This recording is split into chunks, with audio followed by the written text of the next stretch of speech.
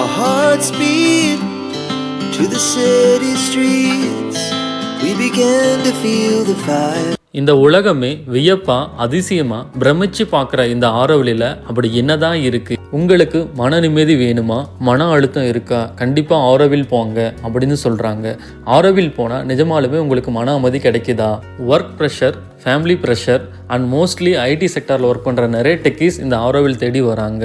நிஜமாகவே இந்த ஆரோவில் அவ்வளோ ஸ்ட்ரெஸ் பஸ்டராக இருக்கா?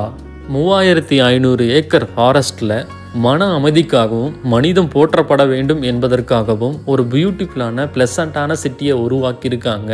அந்த சிட்டியை உருவாக்க 124 நாடுகளிலிருந்து கொண்டு வரப்பட்ட ஒரு கைப்பிடி மண்ணும் இந்தியாவில் உள்ள அனைத்து மாநிலங்களிலிருந்தும் கொண்டு வரப்பட்ட மண்ணும் பயன்படுத்தியிருக்காங்க அப்படின்னா உங்களால் நம்ப முடியுதா? ஏன் இந்த ஆரோவில்ல symbol of unity, city of dawn, 9th wonder, Indian paradise of ஹியூமானிட்டின்னு சொல்கிறாங்க? Auroville is no religion city. Here there is no law, no caste, no religion. Everyone treat us equal and everybody can earn same salary அப்படின்னு சொல்கிறாங்க. நிஜமாலுமே ஜாதி, மதம், இனம், மொழி என்ற வேறுபாடு இங்கே இல்லையா?